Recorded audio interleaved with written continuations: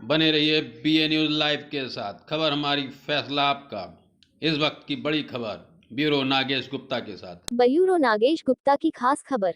बरेली। पूर्व कैबिनेट मंत्री ओम प्रकाश राजभर ने कहा है कि चुनाव के वक्त बीजेपी हिंदू खतरे में है का राग अलापने लगती है। दरअसल देश का हिंदू खतरे में नहीं, बल्कि अमित शाह और मोदी की कुर्सी खतरे में है। देश के प्रधानमंत्री, गृहमंत्री और यूपी के मुख्यमंत्री हिंदू हैं, तो हिंदू खतरे में कैसे आ गया? इस सवाल का जवाब बीजेपी वाले नहीं देते। बरेली सर्किट हाउस में प्रेस कॉन्फ्रेंस ओम प्रकाश राजभर ने कहा कि नोटबंदी, दरअसल नोट बदली थी। बीजेपी वालों ने नोट बदलने के खेल में मोटा पैसा कमाया। उन्होंने कहा कि कानपुर में जिस व्यापारी के छापा मारने टीम को भेजा गया था, वो गलती से भाजपा से जुड़े व्यापारी के यहाँ पहुंच गई और वहां मोटा पैसा बरामद हुआ। सब चैनलों पर चलने लगा दी समाजवादी पार्टी के व्यापारी के यहाँ करोड़ों रुपए काला धन मिला। दोपहर तक यह झूठ चलाया जाता है और जब हकीकत पता चली तो दोपहर बाद से सब गायब हो गया। उन्होंने कहा कि हमारा मकसद गुलाम को गुलामी का एहसास कराना और गुलामी की बेड़ियों को तोड़कर आजाद कराना है। ना जाने कितनी जातियां ऐसी हैं जिनको राजनीति और नौकरी कहीं पर भी जगह नहीं मिली। इनका शोषण सदियों से किया जा रहा है। एक सवाल के जवाब में उन्होंने कहा अब बीजेपी की विदाई का समय आ गया है और ऐसे मौके पर बीजेपी भी कांग्रेस की तरह सरकारी एजेंसियों से छापे डलवा कर लोगों में डर पैदा करने में लगी है और उनकी कोई भी तरकीब काम आने वाली नहीं। भाई सब बड़े चालाक है। मोदी जी ने कहा ना कि हम नोटबंदी करके आतंकवादियों की कमर तोड़ दिए। लखनऊ में आतंकवादी आया कहां से? भाजपा वाले लाद के लिए आए थे। जब कमरिया टूट गई थी तो लाद के लिए आए। ये जो बोलते हैं जेपी नड्डा जी, जब बिहार चुनाव आया तो कहा 300 आतंकवादी आ गए। 300 आतंकवादी आप गिन कैसे लिए? और आए तो आप उठा के ले आए उनको जब कमर टूट गई थी तो डोले कैसे भैया? कहीं भाजपा की सरकार बनाओ ना, बिहार बर्बाद हो जाएगा। अब यूपी का चुनाव है ना, अब हिंदू खतरे में आ जाएगा। अभी बंगाल जब चुनाव था तो खतरे में था, बिहार चुनाव था तो खतरे में था, और आज अब यूपी का चुनाव है तो भाजपा ही चिल्लाएंगे खूब हिंदू खतरे में। जिस देश का प्रधानमंत्री हिंदू हो, गृह मंत्री हिंदू हो, रक्षा मंत्री हिंदू और प्रदेश का मुख्यमंत्री हिंदू हो, वो कहे कि हिंदू खतरे में। हिंदू खतरे में नहीं, योगी और मोदी की कुर्सी खतरे में है। ये नहीं बोलेंगे। ये सब जनता सब जान रही है। एकदम पारी तो मजा आई चुनाव में। क्या लगता है कांग्रेस को अब महिलाएं याद आ रही? प्रियंका गांधी भी कह रही हैं कि महिलाओं को हम आरक्षण देंगे विशेष, और वो महिलाओं के साथ संवाद आए दिन कर रही हैं। एक शब्द बहुअरथ ही तो जय शोभा के हेतु। प्रियंका जी ने कहा मैं लड़की हूँ, लड़ सकती हूँ। लड़की तब तक रहती है जब तक वो उसकी शादी नहीं हो जाती है। ठीक है।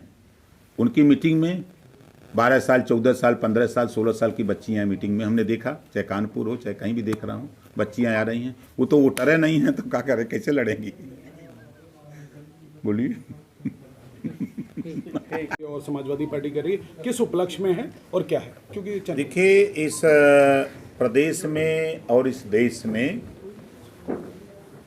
जो जाति व्यवस्था है, जिसको हम यूं कहते हैं आहिर गडेरी कुंभी कोयरी भर चमार मुसर धोबी खटिक पासी केवट बिंद मला जुल्हा दुनिया अंसारी शेख सैयद पठान चौहान ठाकुर ब्राह्मण बनिया लाला गोड़ खरवार भूमिहार बिहार अर्कबंसी बंजारा बहेलिया खंगार, ये तमाम जातियां हैं।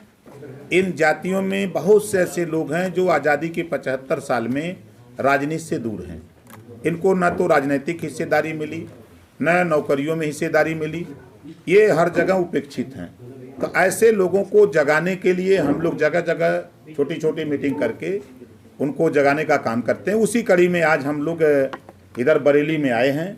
हमारे माननीय धर्मेंद्र यादव जी और हम दो नेता समाजवादी पार्टी से उधर हैं और भारतीय समाज पार्टी से हम हैं। प्रेमचंद प्रजापति जी हैं भागीदारी पार्टी से, बाबूराम पाल जी हैं राष्ट्रीय पार्टी से।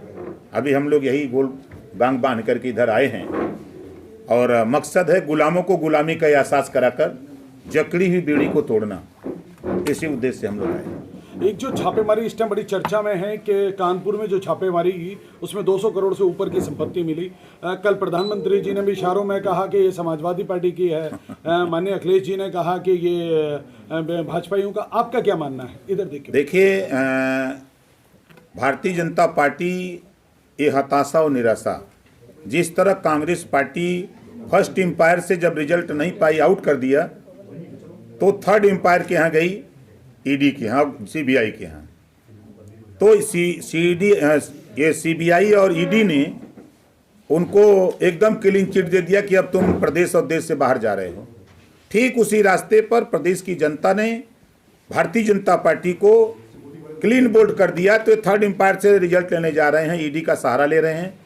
और मजे की बात कि अब इनकी विदाई का टाइम आ गया है। जिस तरह कांग्रेस खत्म होगी उसी तरह खत्म होने जा रहे हैं। और जो छापेमारी हो रही है, ये पहले जब कन्नौज गए तो पता लगा कि रास्ते भूल गए। ये जाना था सपा के यहाँ छापा मारना, ये पहुंच गए भाजपा के यहाँ छापा मारने। अब 12 बजे तक खूब चला कि सपा ही हैं, ये इत्र बेचते हैं, ये करते हैं। 12 बजे के बाद उलट गया कि नहीं तो भाजपा ही हैं। काम गड़बड़ा गया। जब ऊपर से दबाव बना कि तुमको भेजा उस घर में, तुम इस घर में क्यों चले गए? तो माल तो वहाँ है, कहाँ गया जो है इनका जो है काला धन? नोटबंदी किए थे कि काला धन खत्म होगा। ये भाजपा के लोग इतने करोड़ रुपया काला धन कहाँ से रख लिए घर में? ये सब चुनाव में चुरा के